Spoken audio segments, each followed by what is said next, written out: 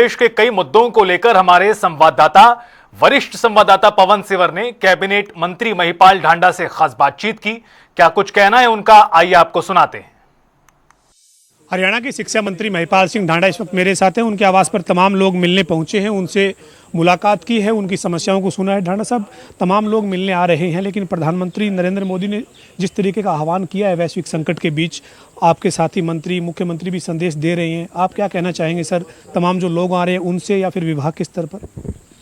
देखिए, व्यक्ति तो जो अपना उनका निजी काम होता है या सामूहिक काम होता है वो तो आएगा ही आया है, मगर उसके लिए भी मैं अपनी तरफ से इन सब साथियों को, क्योंकि पूरे प्रदेश भर के साथी हैं, कोई हिसार से, कोई सिरसा से, कोई पानीपत से, सोनभद्र, सब जगह के लोग हैं, तो मैं तो सबसे यही आग्रह कर सकता हूँ और कर रहा हूँ कि आप इस वैश्विक जो संकट है, जो है आज का दौर है, और जिस दौर में माननीय प्रधानमंत्री जी ने अपील की है कि अनावश्यक खर्चों से बचना, जहाँ भी हो उसके पेट्रोल डीजल हम लोग इसकी थोड़ी बचत करें, इसकी खपत कम करें, और ये अपील बहुत सार्थक बनती जा रही है। लोग इस पर वास्तव में ध्यान देना शुरू हो गया है, और इसी कड़ी में अनेक लोग हैं। हमने भी सवेरे पूछा कैसे कैसे कि हम तो ये 3-4 लोग इकट्ठे होकर आए, तो ये भी एक बहुत अच्छी जो पहल है। नहीं तो वो 2 गाड़ी से आते, 3 से आते हैं, वो 1 गाड़ी में आए हैं,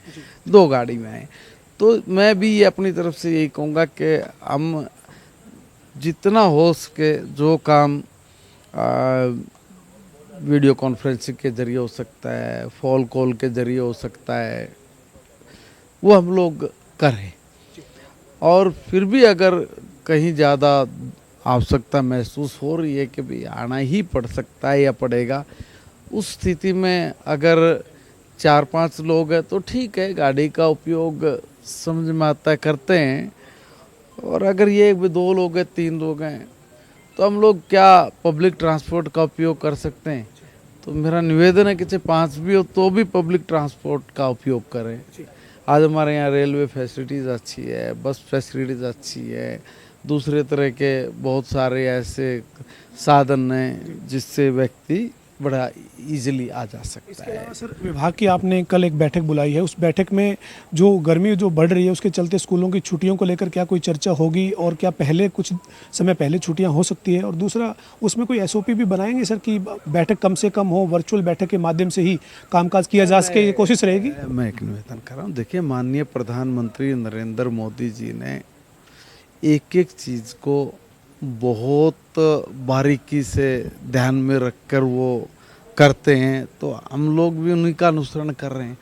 तो ये जो कल की भी हमारी बैठक है, इसमें हम एजुकेशन के तमाम मुद्दों के साथ साथ जो वैश्विक संकट से लेके और आगे हमें बच्चों की जो स्वास्थ्य को ध्यान में रखते हुए जो भी डिसीजन लेने हैं, कल हम उस मीटिंग में माननीय मुख्यमंत्री जी भी उपस्थित रहेंगे, हम लोग उसमें वो कल निर्णय लेंगे। तो इसलिए अभी उस मीटिंग के बारे में मैं कुछ ज़्यादा बोलूँ, चर्चा करूँ, ठीक। 10वीं 12वीं के जो नतीजे आए हैं उनसे आप कितना संतुष्ट हैं, और बेहतर करने के लिए क्या किस तरीके से तैयारी रहेगी सर? देखिए,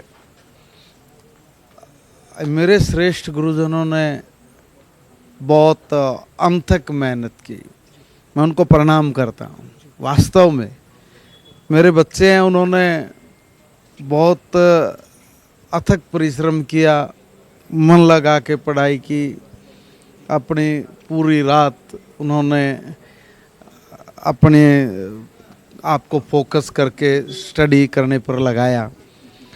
तो मैं अपने श्रेष्ठ गुरुजनों का अभिनंदन भी करता हूं कि आपने वास्तव में एक अच्छा प्रयास किया था, और उसके कारण ये रिजल्ट हमारा वो बहुत अच्छा रहा। हमारे बच्चों ने भी जो मेहनत की उसका परिणाम हम सब लोग देख रहे हैं, मगर ज़्यादा और अच्छा हो जाए इसकी संभावनाएं तो सदा बनी रहती हैं। और मैं तो ये चाहूँगा कि मेरे श्रेष्ठ गुरुजन और ज़्यादा मेहनत करें। हमारे बच्चे बहुत परिश्रमी हैं। अब आप ये देखिए ना, 2013-14 में 53% +2 का रिजल्ट था, 49% 10वीं का रिजल्ट था। और उससे पहले और भी नीचे गिरा हुआ था। आप कल्पना नहीं कर सकते, 31% तक का रिजल्ट था। अब उस परिस्थिति में आज निकल के हमारा रिजल्ट यहाँ जो पहुँचा है, अभी हमें और ज़्यादा मेहनत करने की आवश्यकता है, और ज़्यादा मेहनत करेंगे। मगर जो लोग विपक्ष के तंज मारते हैं, कटाक्ष करते हैं और ये कहते हैं कि स्कूल नहीं है, टीचर नहीं है, फलां चीज़ नहीं है, जो ये चीज़ें बोलते रहते हैं, मैं उन्हीं से कह रहा हूँ। देखिए अल्टीमेटली हम लोग रिजल्ट आप देख लें कि भाई सरकारी स्कूल का रिजल्ट क्या रहा है और प्राइवेट स्कूल का रिजल्ट क्या रहा है। प्राइवेट स्कूल का रिजल्ट भी 1% ही हमसे थोड़ा आगे है। CBSE का भी को बहुत बड़ा अंतर हम लोग नहीं कह सकते, हम उसको कवर कर सकते, हम करेंगे भी, उससे भी आगे जाएंगे, ये हमें पूर्ण विश्वास है। मगर जो लोग तंज करते थे, अब मुझे उनका जवाब देने की आवश्यकता नहीं है। परिणाम निकला है। वो जब मैं विधानसभा में भी खड़ा होकर कहता था कि हमने अपना व्यवस्था की है, आंतरिक व्यवस्था की है, हमारे टीचर ने हमारे बच्चे का जो सिलेबस वो पूरा कराया है। अल्टीमेटली बच्चे को पढ़ाना, उसका सिलेबस पूरा हो जाना, ये बहुत ज़रूरी है और वो हमने कराया है। और मैं पुनः माता पिता से, पेरेंट्स से मैं ये आग्रह करूँगा कि आप भरोसा करिए, हमारा सरकारी स्कूल बहुत उत्तम एजुकेशन देने में सक्षम है और जो हमारे श्रेष्ठ गुरुजन हैं वो बहुत सक्षम है गुणवत्तापूर्ण एजुकेशन सभी का। हमारे साथ हरियाणा के शिक्षा मंत्री महिपाल सिंह ढांडा थे, जिन्होंने तमाम मुद्दों पर खास बातचीत की। इस खास तौर पर उन्होंने यही कहा है कि हरियाणा के सरकारी स्कूलों का जो 10वीं 12वीं का रिजल्ट है वो काफ़ी सराहनीय रहा है और आगे और ज़्यादा ये रिजल्ट जो है वो बेहतर हो, इसके लिए विभाग जो है वो काम करेगा।